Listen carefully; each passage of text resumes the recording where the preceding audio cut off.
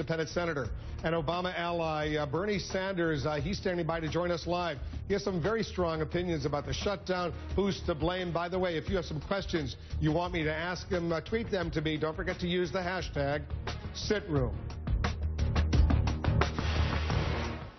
Bills, but equally important, we have tens of millions of people today who are not getting the government services they paid for. I am chairman of the Veterans Committee. I worry very much about what's happening to thousands and thousands of veterans.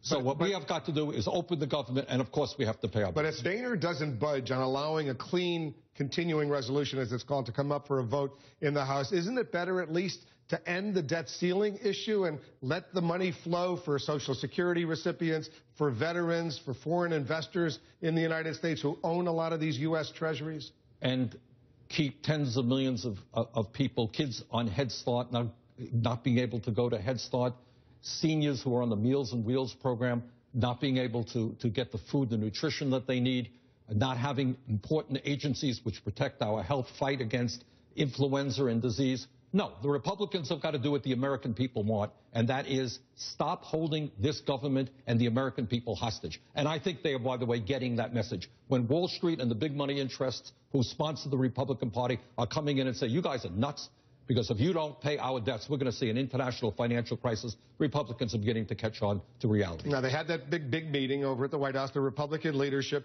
with the president. Only moments ago, Eric Cantor, the majority leader in the House, the Republican, he said this. Let me play the clip. We had a very useful meeting. It was clarifying, I think, for both sides as to where we are.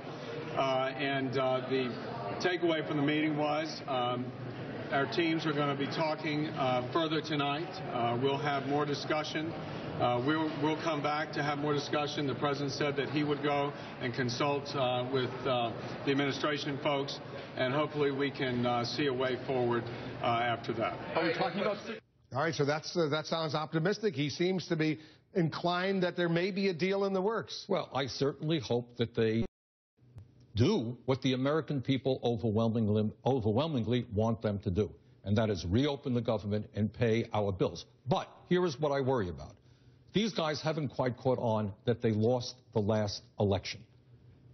What I fear very much is what they are going to now demand is that we cut Social Security, we cut Medicare, and we cut Medicaid. And if you do all of these things that the American people, by the way, are overwhelmingly against, well, we'll be nice guys, and maybe we'll reopen the government. That is blackmail, and we should not succumb to that. But you know that separate from the debt ceiling, the government shutdown, even the president's been open to some entitlement reform, as it's called, even involving Social Security, cost of living index, stuff like that. You're not very happy with that. No, I disagree strongly, and so do the American people. If you wanted, first of all, Social Security has a $2.7 trillion surplus, can pay out all benefits for the next 20 years. You want to make it solvent for the next 75 years, you know what you do? You lift the cap. And you have people who are making millions of dollars contribute their fair share into the fund. Look, well, the bottom line is middle class in this country is disappearing. Poverty is at an all-time high. The richest people are doing phenomenally well. We cannot balance the budget on the backs of the elderly and the children and the sick and the poor. End of discussion. That is just wrong. Senator, thanks very much for coming in.